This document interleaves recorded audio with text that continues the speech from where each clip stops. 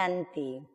आज की तारीख है 9/3/14 और आज अव्यक्त बाप दादा की रिवाइज कोर्स की मुरली सुनेंगे क्योंकि आज है रविवार।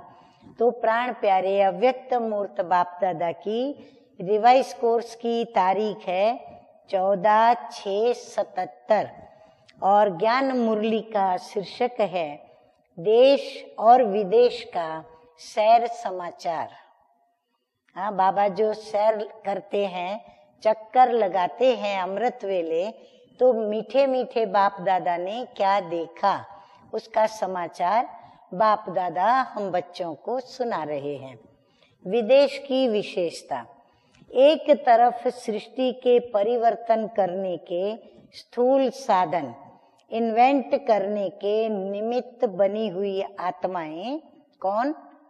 वैज्ञानिक।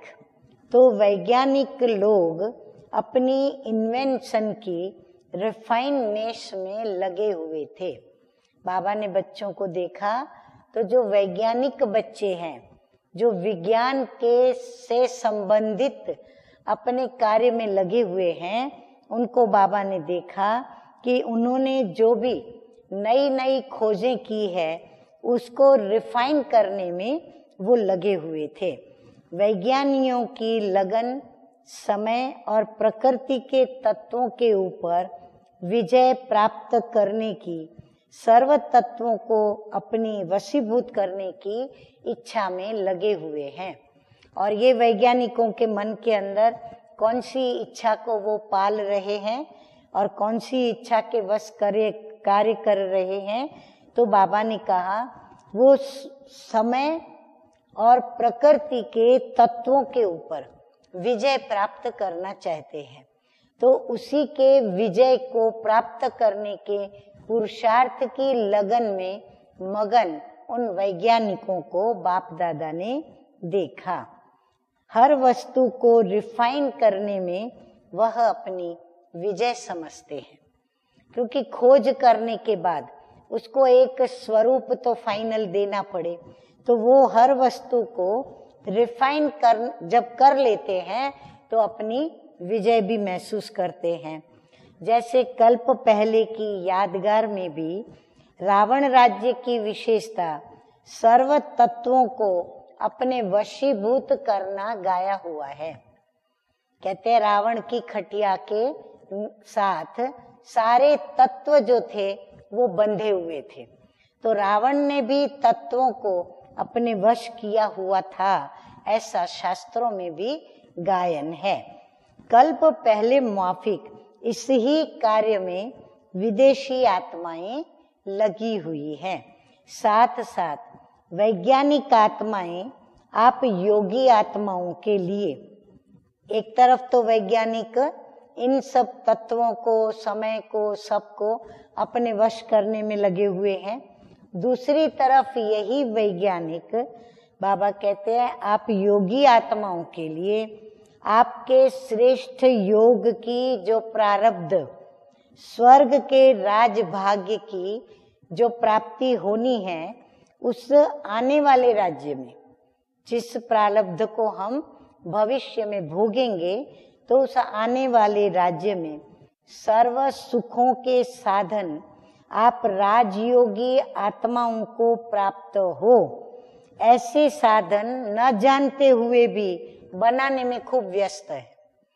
उनको ये पता नहीं है कि ये साधन वो इसलिए तैयार कर रहे हैं कि नई दुनिया में जो अपने पुरुषार्थ की प्रारब्ध भोगने आत्माएं वहां राज्य करेंगी, उस राजा को और उस प्रजा को ये रिफाइन साधन चाहिए और वो उनके काम में आएगा, परंतु वो जानते हुए भी अनजान है। माना ये जानते हैं कि हमने ये साधन बनाए और ये रिफाइन रूप है इसका और ये साधन इस प्रकार का फलदायी है, परंतु ये वो उनके लिए तैयार कर रहे हैं ये पता नहीं, क्योंकि वो किसी के द्वारा प्रेरित होकर के और वह कार्य को अनजानेपन में आगे बढ़ाते जा रहे हैं। अर्थात आप होवनहार देवताओं के लिए प्रकृति के सतो प्रधान श्रेष्ठ साधनों की इन्वेंशन करने में आपकी ही सेवा में लगे हुए हैं। बाबा कहते हैं कि वो एक्चुअली देखा जाए तो वो आप बच्चों की ही सेवा में लगे हुए हैं, क्योंकि आप देवी देवताओं के लिए प्रकृति भी सतो प्रधान होगी वहाँ, तो इसीलिए आप सतो प्रधान आत्माओं के लिए, प्रकृति भी सतो प्रधान है, इसलिए श्रेष्ठ साधनों को इन्वेंट करने में वो लगी हुई है। जैसे आप बाप के द्वारा सर्व प्राप्तियों की लगन में मगन रहते। बाबा कहते जैसे आप बच्चे भी जो भी बाबा से प्राप्त हो रहा है वो प्राप्ति के अनुभव में मगन रहते हो, वैसे विदेशी आत्माएं भी अपने साइंस के बल द्वारा सृष्टि को स्वर्ग बनाने के इच्छुक है।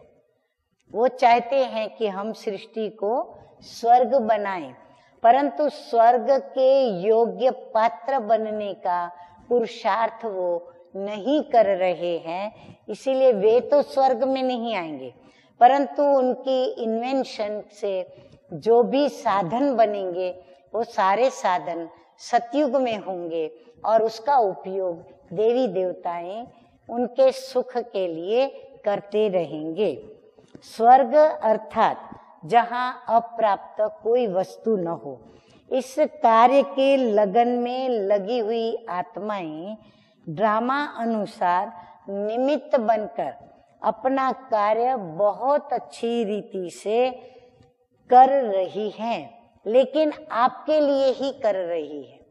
तो बाबा उन वैज्ञानिकों की महिमा करते हुए कहते हैं कि इस कार्य की लगन में लगी हुई आत्माएं ड्रामा अनुसार अपना कार्य बहुत अच्छी तरह से कर रही हैं, और वो भी आपके लिए ही कर रही हैं।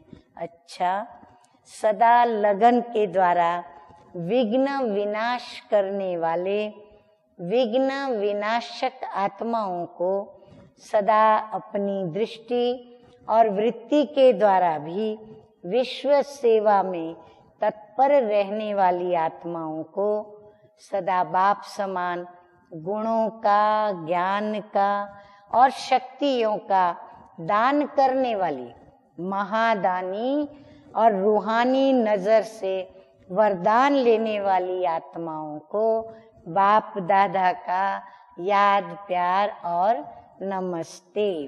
हम रूहानी बच्चों का रूहानी बाप दादा को याद, प्यार, गुड मॉर्निंग और नमस्ते नमस्ते।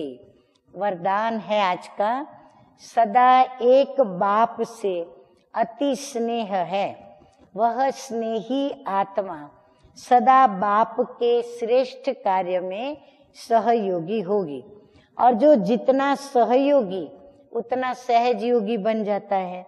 बाप के स्नेह में समाई हुई सहयोगी आत्मा कभी भी माया की सहयोगी नहीं हो सकती। उनके हर संकल्प में बाबा और सेवा रहता, इसलिए नींद भी करेंगे तो उसमें भी उनको बड़ा आराम मिलेगा, शांति और शक्ति मिलेगी। नींद नहीं होंगी। जैसे कमाई करके खुशी में लेटे हैं, इतना परिवर्तन हो जाता है। स्लोगन है आज का, प्रेम के आंसू। ध्यान से सुने, बाबा के प्रेम में बहने वाले आंसू दिल की डिब्बी में मोती बन जाते हैं। अच्छा, ओम शांति।